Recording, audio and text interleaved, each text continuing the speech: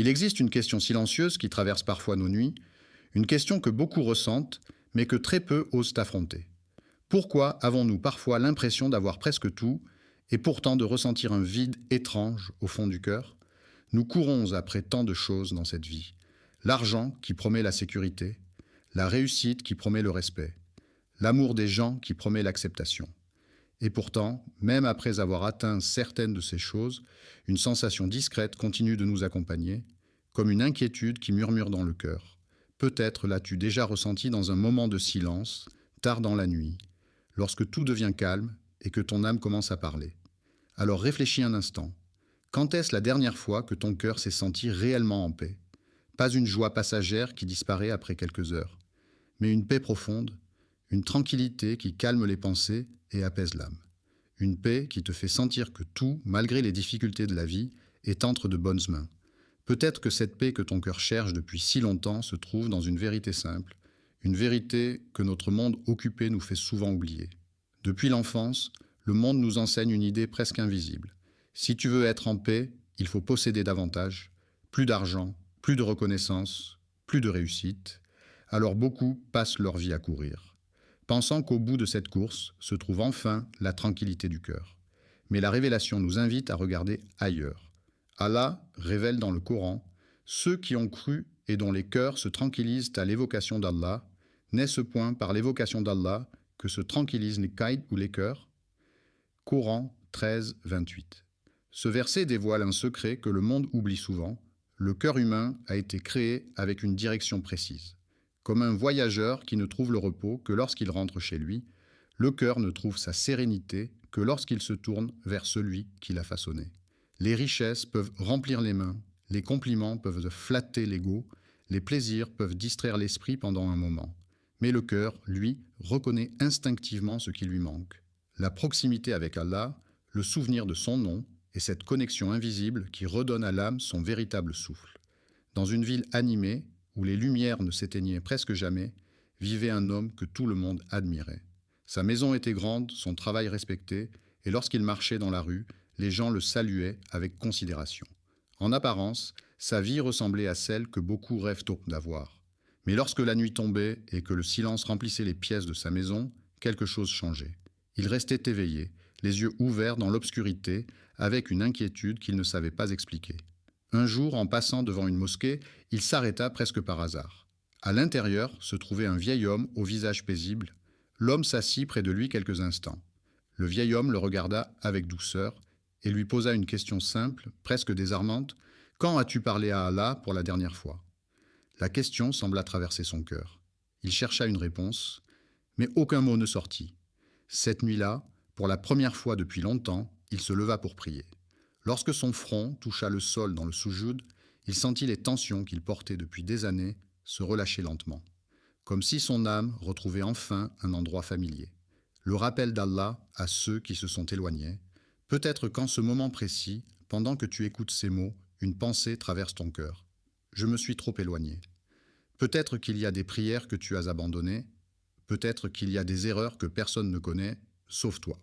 Et parfois, ces souvenirs deviennent comme un poids silencieux qui te fait croire qu'il est trop tard pour revenir.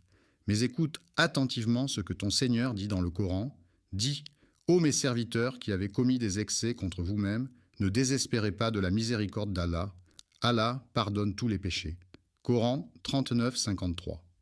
Remarque la douceur de ces mots, mes serviteurs. Même lorsque l'être humain s'égare, Allah continue de l'appeler ainsi. Peu importe la distance que tu ressens aujourd'hui, peu importe les années passées loin de lui, la porte n'a jamais été fermée. Parfois, le retour vers Allah ne commence pas par quelque chose de grand ou de spectaculaire.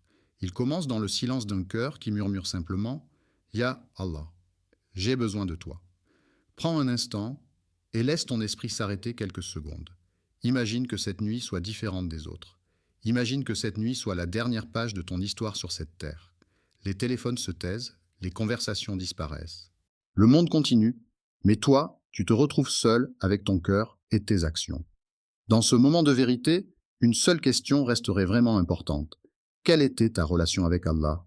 Pas la relation que les gens pensaient voir, pas l'image que tu montrais au monde, mais la relation réelle, celle que ton cœur connaît. Les prières que tu as faites, les invocations que tu as murmurées, les moments où tu t'es tourné vers lui dans la solitude. Et peut-être qu'au fond du cœur surgirait une pensée silencieuse, si seulement j'avais pris plus de temps pour me rapprocher de lui. Car la vie avance souvent plus vite que nous le réalisons, et au milieu de toutes les choses que nous poursuivons, le cœur continue de chercher l'endroit d'où il vient vraiment. Le monde nous a appris à croire à une équation simple: si tout va bien dans ta vie, alors tu seras en paix. Si ton travail est stable, si tes finances sont confortables, si les gens t'apprécient et si les problèmes disparaissent, alors, pense-t-on, le cœur sera enfin tranquille. Mais la réalité humaine raconte une autre histoire. Combien de personnes possèdent presque tout et pourtant se sentent toujours inquiètes à l'intérieur? Combien de visages souriants cachent des cœurs fatigués? Parce que la paix que le monde promet dépend toujours de quelque chose d'extérieur, une situation, une réussite, une personne, une circonstance. Et tout ce qui dépend du monde peut disparaître. Les croyants, eux, découvrent une vérité différente. La paix ne vient pas lorsque la vie devient parfaite.